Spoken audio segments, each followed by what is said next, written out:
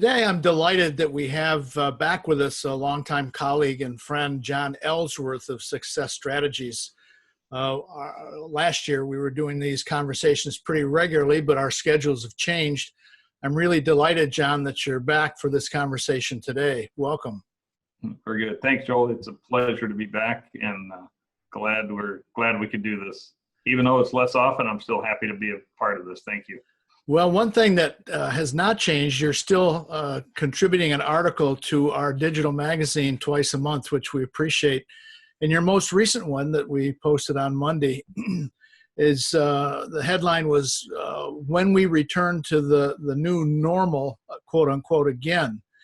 And you had some thoughts about how we think about our businesses and maybe how we think about the industry too. Just give us a little bit of an overview on the theme for that column. Well, I thought it was a fitting article, a fitting topic for an interesting time, a real challenging time we've all gone through, not just in the dairy industry, but the whole world and this coronavirus challenge we've had. But I think it's a concept that my own business coach shared with me, and he suggested that we just need to face it. We are not going back to the old normal as we knew it. Doesn't mean everything's going to change, but I think his approach, he put a very positive spin on it, which I tried to share with clients, and it was pretty well received. I think the thing we need to do, all of us as dairy producers, as industry professionals, as human beings, is we need to look at that and ask the question, what do you want to see in whatever that new normal is? And I don't know exactly what it is. And of course, none of us really do. We can't see into the future. But what is that new normal? That's the first question. And once you determine that, and that's not an easy question to answer, but it's something we all need to give serious professional thought to. And the second question is, and by the way, that doesn't necessarily need to be a bad thing. None of us likes change, right? So we all think, the new normal, this is going to be horrible. I want to go back to the old normal. The only reason we think that is because we were comfortable with the old normal. The new normal could actually be better. I'm planning for it to be better, and I hope you and everybody else in the industry is too. But the second question then is, once we determine what we want that new normal to be in the industry, in our dairy business, or whatever operation we're running, the second question you need to answer is, what steps are required to get me to what I want that new normal to be? And those are huge. You can make tremendous progress, but as the saying goes, if you don't know where you're going, any road will take you there. And I think it's important that we focus on, first of all, what we do want. Second of all, what are the steps you and I need to take to get us there, get ourselves there? Well, I think you're right. And you hear things not only about business operations, but family life. Since we're in the dairy industry, what's the new consumer going to be buying? We can certainly hope that the increase in dairy product purchases driven by eating at home, we can certainly hope that that higher level stays operative and that there's a new appreciation for dairy products too. We may be seeing a bit of that in the dairy markets right now. Those class prices have jumped up in Chicago pretty dramatically. I've heard some folks suggest that if you haven't been involved, it sure is time to take a look at being involved in some risk management planning and activity.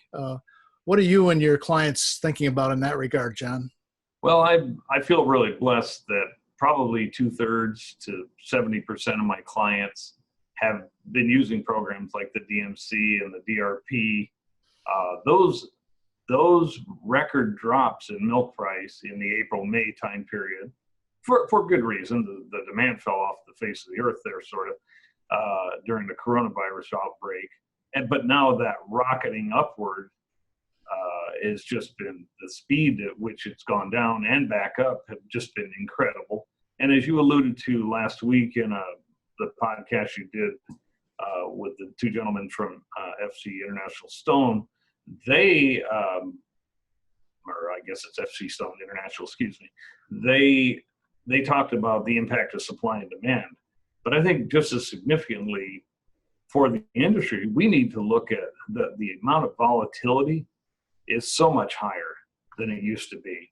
And with that in mind, there's a big need for risk management. I've pushed my clients, and 2 or 3 days ago, Monday, I believe it was, I sent out another email saying, this could be a good time to look at the Dairy Revenue Protection Program again. Take another look at it. I'm not saying get into it, but if you're not in it at all, it's probably worth looking at, because options really get priced out. These are put options, of course, that are being, part of it's being paid for by the federal government. That cost is being supplemented there. And it's based on how far out you go. So the odds for volatility go up, of course. So the price of those options will go up. But also it's impacted somewhat based on what the current market's doing. And right now the market is so high, those put options could be relatively inexpensive. But I think for anybody that has financing in their dairy business, I think you really got to take a serious look at whether you should be involving yourself in those programs or dealing with a brokerage firm directly. Some of my clients do that as well. But I happen to be a big fan of the Dairy Revenue Protection Program. Is it perfect? I wouldn't say that. I don't think anything's perfect, and I'm certainly not perfect either. But I think the reality is, if we're focusing on programs like DRP, the Dairy Revenue Protection, the Dairy Margin Coverage Program, I think that you're making your best effort to protect yourself against a downside as a producer. And I think a lot of lenders are frankly going to require that going forward. I think it's going to be a matter of you're going to have that to get the best and the most optimally priced in terms of interest rates financing that you want to get. And you really, if you look at it from a lender's perspective, you can't blame them. They've been through the ups and downs with us a lot in the last 5 to 10 years. And so we have a program to help deal with that. And DRP, I think, is a good example of that. It's worth taking a look at participating in it, because I think that putting a floor under your milk price, you don't give up the upside.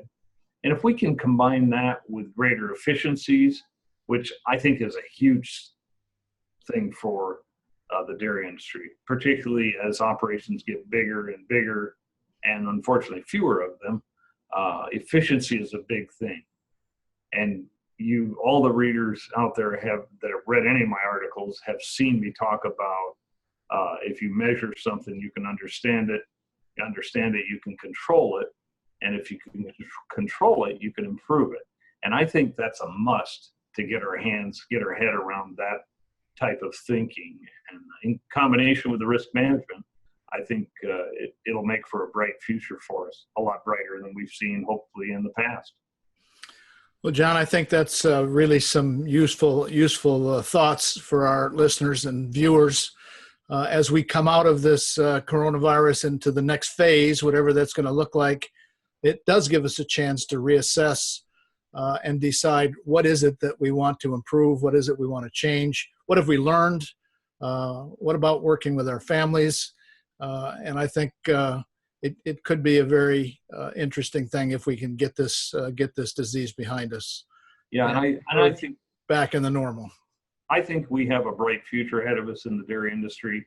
But as a good friend and former boss of mine in the banking industry said, he said, John, I don't remember what we were talking about, but some kind of business function. He said, John, if it was easy, everybody'd be doing it. And so I'm not saying it's easy, but it's doable. And I think your readers and my readers, of course, we share those. I think there's enough talent and skill and brain power out there. We can get it done. And I'm looking forward to a brighter future for the industry. Well, I think that's a great message, John. Thank you very much. We've been speaking today with John Ellworth of Success Strategies. I'm Joel Hastings for DairyBusiness.com.